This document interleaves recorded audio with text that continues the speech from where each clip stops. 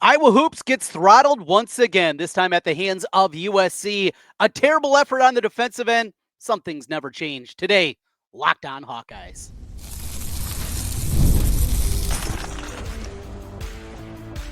You are Locked On Hawkeyes, your daily podcast on the Iowa Hawkeyes. Part of the Locked On Podcast Network, your team every day.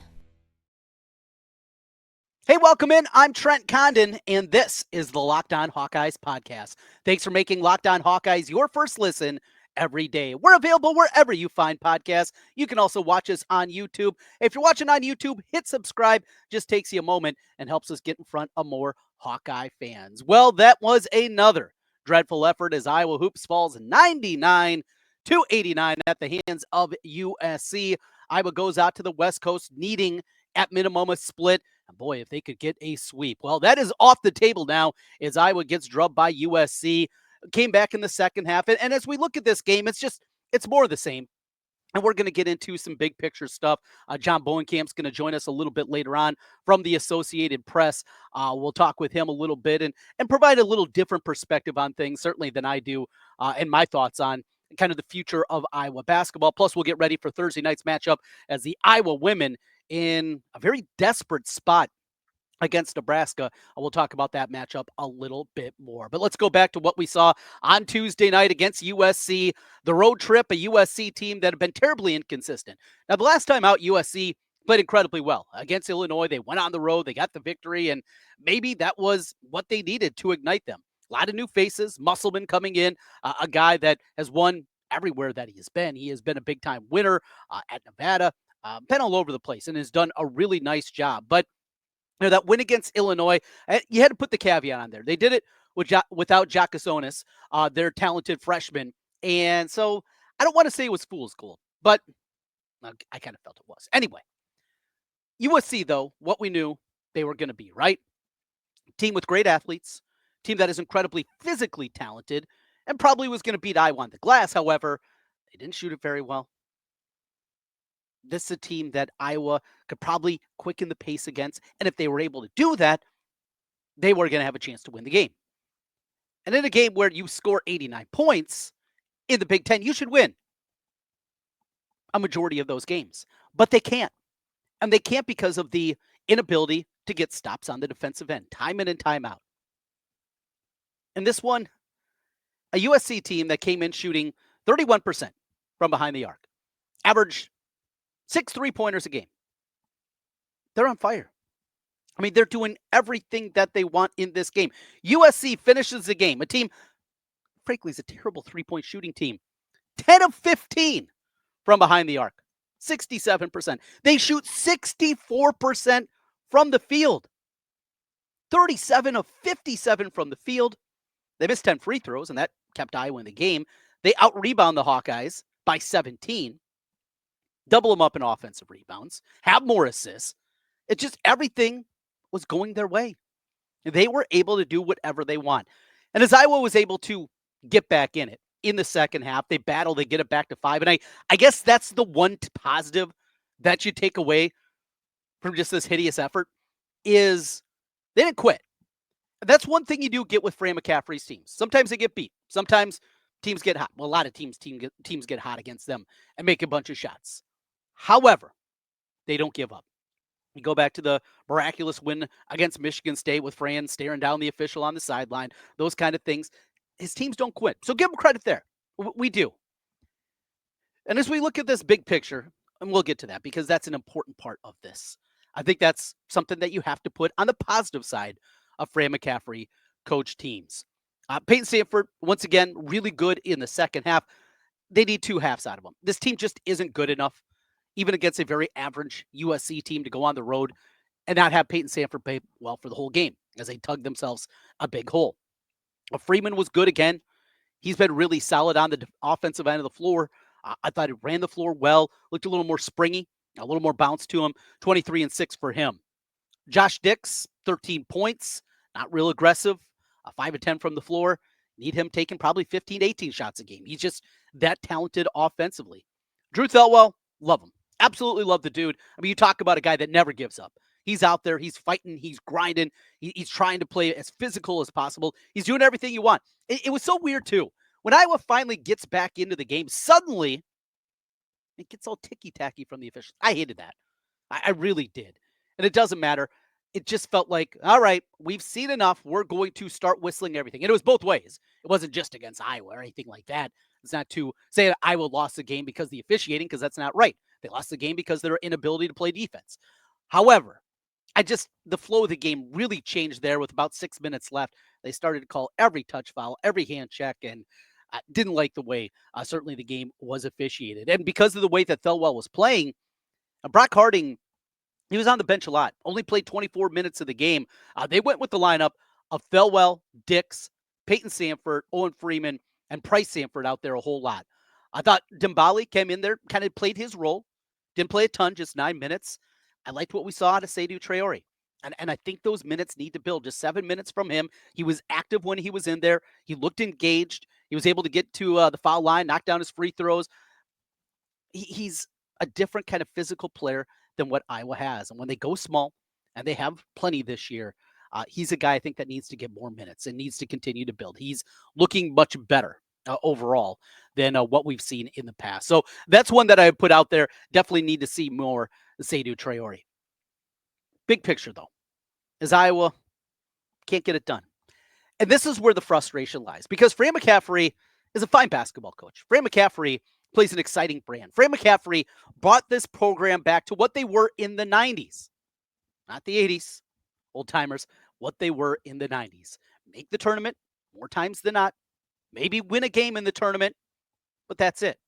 And until Dr. Tom's second to last game and the win against Arkansas and his last victory in the Hawkeyes, remember, they went a decade without making a Sweet 16. I know it's Sweet 16 for so many of you. Fran McCaffrey brought them back.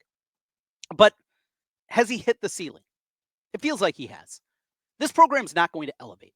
And a perfect example is what we saw against USC. The reason that they're never going to elevate, the reason that they're never going to be able to be an even more consistent winner come March, why they struggle in the Big Ten tournament. Seemingly every year, it's the one year that they made it to the championship and won it against Purdue. Outside of that, why they struggle in the Big Ten tournament, in the NCAA tournament, when they're taking on the best teams come March, is because you have to be able to play defense, and they don't.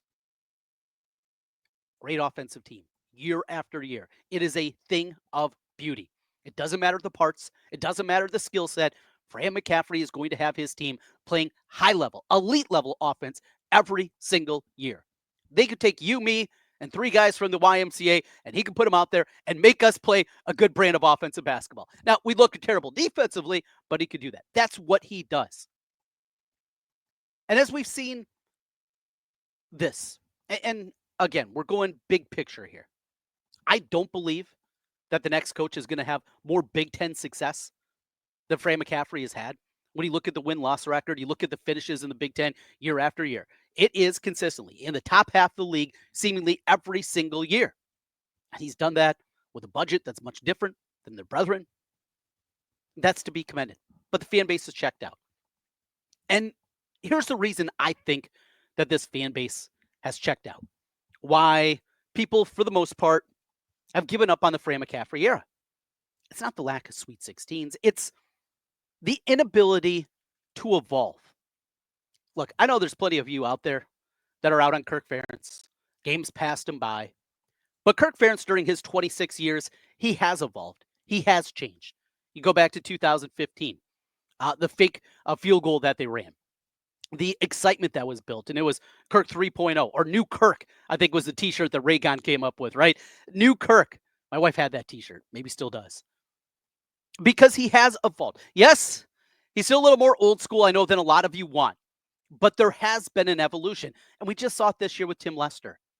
The ability for him to finally let go of the old way of blocking. He is an offensive line coach, and yet he was able to give it up and learn something new and do it in a different way. And he said as much. He has changed with the times. Maybe a little too slow for you, but he has evolved. Fran McCaffrey hasn't. Fran McCaffrey has had an opportunity to go out there and do something, at least try to fix the defense. Instead, as assistant coaches, our guys that played for him, they're yes men because Fran wants to be in control.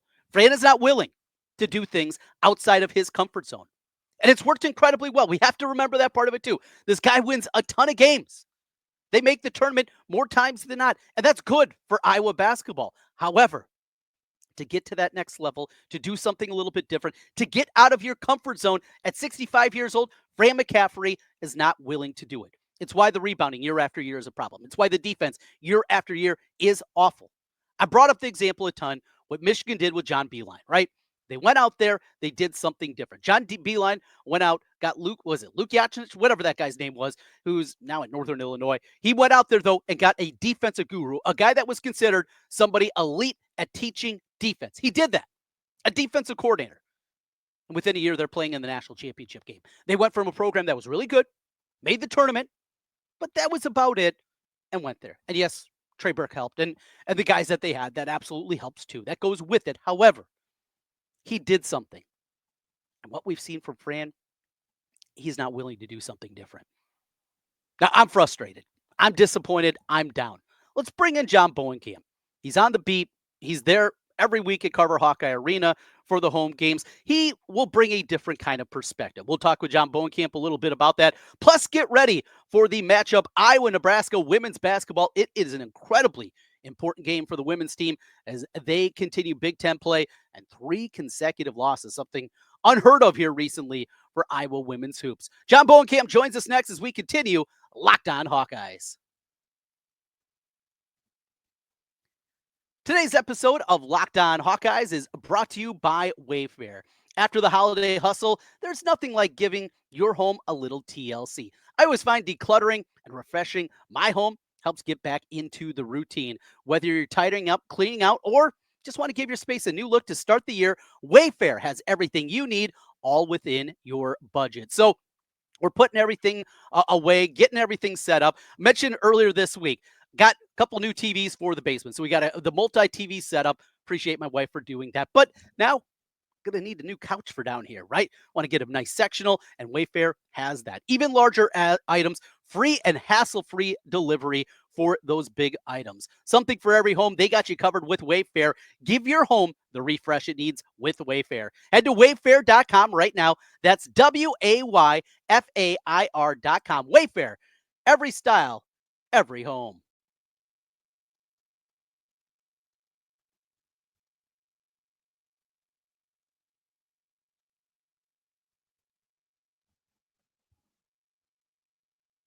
Was up late last night as I saw the video Really that he late really late. Well, I guess early this morning when it posted. Yeah. I watched your stuff. I think it was Athlon maybe last night. Did you write the recap for Athlon as well? Yes, it did. Yeah. Busy guy. Can read you anywhere. Associated Press, Hawkeye Nation, IowaCollegeHoops.com, and now Athlon added to the mix. Well, John, let's get into it. We both felt that Iowa needed a split when they went to California. Trent's really down, so I apologize in advance.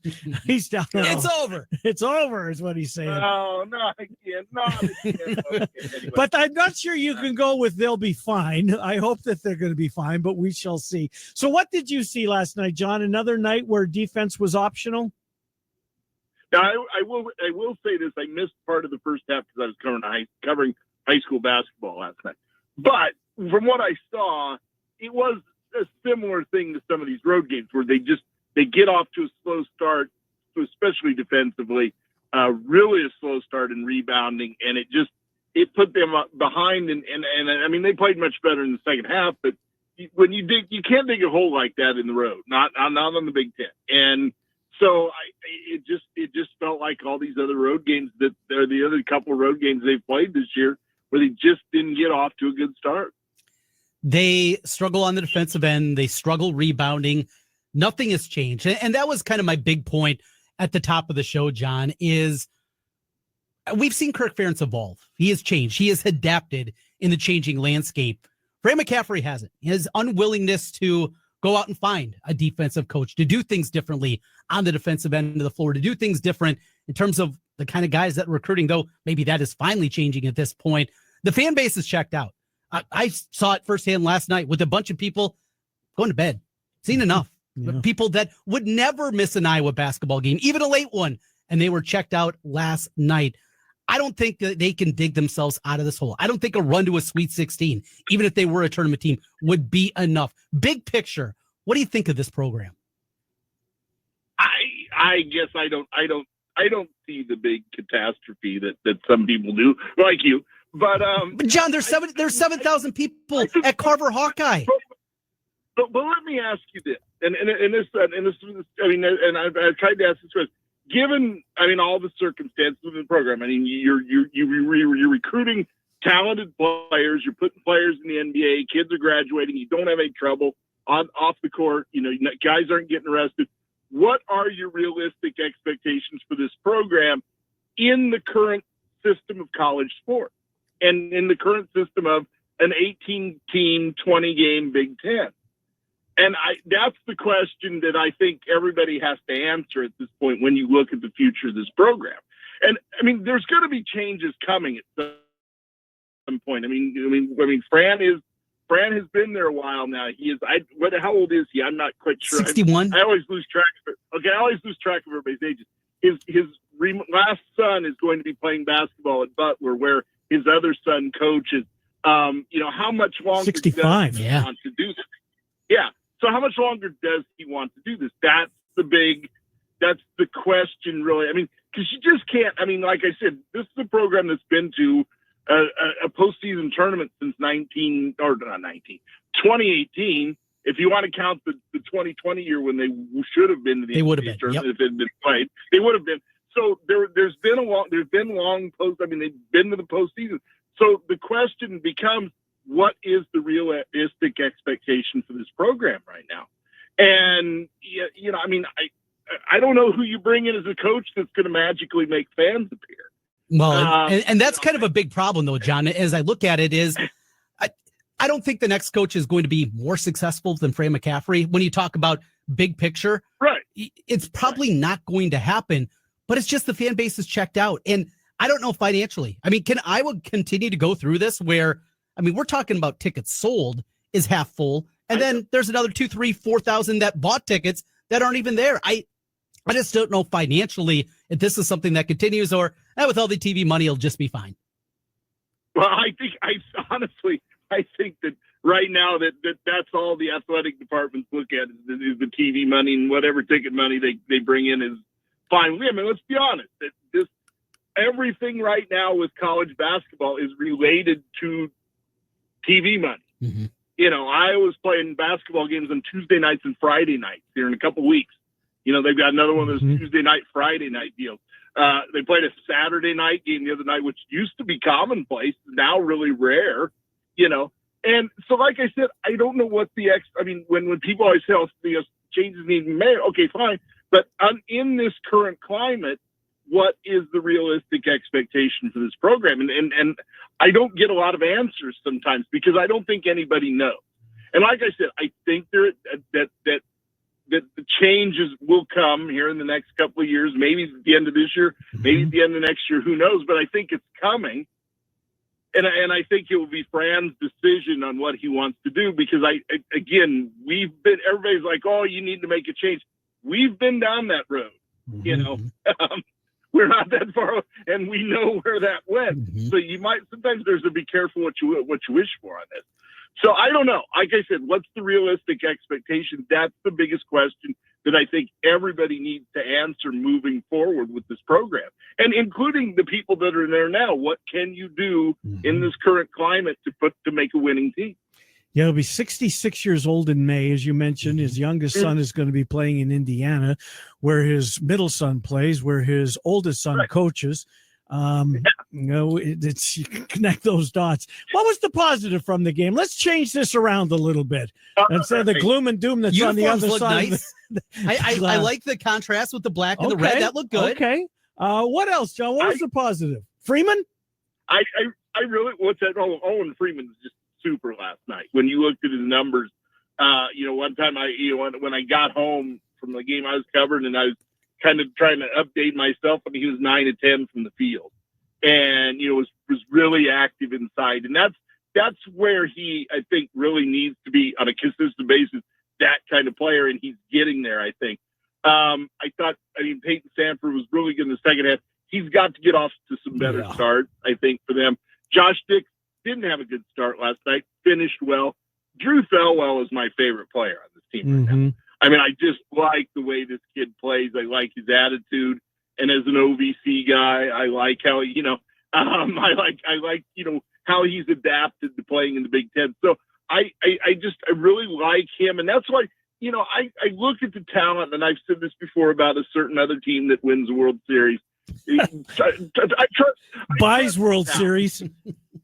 No, they win. But I trust the talent of this team. I trust Owen Freeman. Peyton Sanford is such a big game, makes so many big shots, and I like how Josh Dix plays. I like Drew Thelwell. I like Brock Harding too. I would like for him to be a little more consistent with some things. I just like this group of players, and so I guess I'm not quite as down on them as what a lot of people are, because I just think these are good character guys that are really good basketball players, and they will win some games that we may not expect here as we get into February. I still think it's an NCAA tournament team. But yeah, there are some flaws that they may not be able to correct. I don't know, but I like this team, and I like the talent of this team, and I like these guys, and I just think that this will turn out a lot better than maybe what people are thinking. Let's play this, and we'll get you out on this, John. Write it down. All right. Done. Next year. Okay. Good recruiting class, it appears. Fran wants to stick around. Transfer already on campus. Yes, already did that. Looks like there's some good prospects coming in. We saw Beth Getz, along with Barbara Wilson, flex their muscle and tell Kirk, your son's out of here. What if they come and say, you need to make a change in your staff? You can stay. We will continue, but you need to make a change. You need to bring in a defensive coach, a defense coordinator, whatever it is. Could you see that happening? And to do it against Fran McCaffrey, I would like to be a fly on that wall if that would play out. Is this a realistic scenario at all? Possibly. I mean, I don't know. I don't quite know the dynamic of his relationship with Beth, so I don't know. I mean, I know him and I know how he is. Could it happen? Sure. And you never know. There may be somebody on that staff that decides at the end of the year that they want to go somewhere. That could happen too, very easily. I mean, in this world, so college basketball, everybody's moving somewhere, it seems like. So, I look more at, I would like to see him get a defensive coach. I remember a couple of years ago when a certain former Western Illinois coach was on the market after he left Nebraska. I thought he would have been a perfect addition for Fran's staff, Jim Molinari. So if you can find somebody like that, I think he does that. But again, like I said, I'll just be curious to see where this program goes at the end of the year. What Fran does, I will be curious to see what comes next, because I do think there's changes coming, but it'll be, and I do think it'll be sooner rather than later. But how sooner, I can tell you. John Bowenkamp joining us, Associated Press, et cetera, AthlonHawkeyeNation.com. John, thanks for doing this. Talk to you in a couple of weeks. Appreciate it. Thank you. Have a good one. Yep, you do the same. All right, from the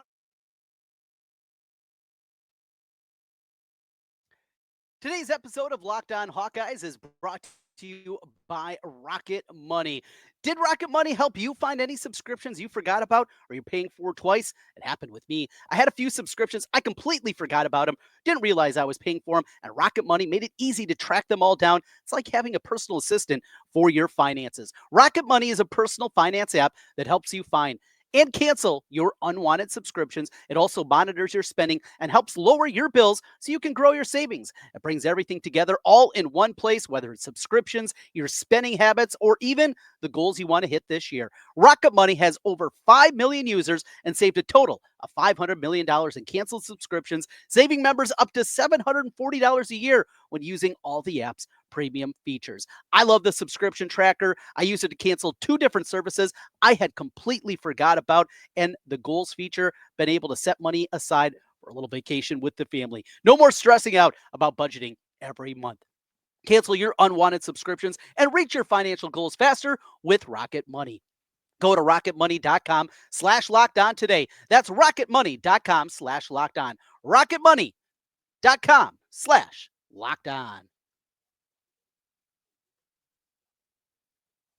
Trent Condon back with you one final time here. Locked On Hawkeyes. Thanks for being with us. And thanks for making Locked On Hawkeyes your first listen every day. So the Iowa women on a 3-game losing streak. They face off here tonight on Thursday evening against Nebraska. A Nebraska team that comes in winners of 3 in a row.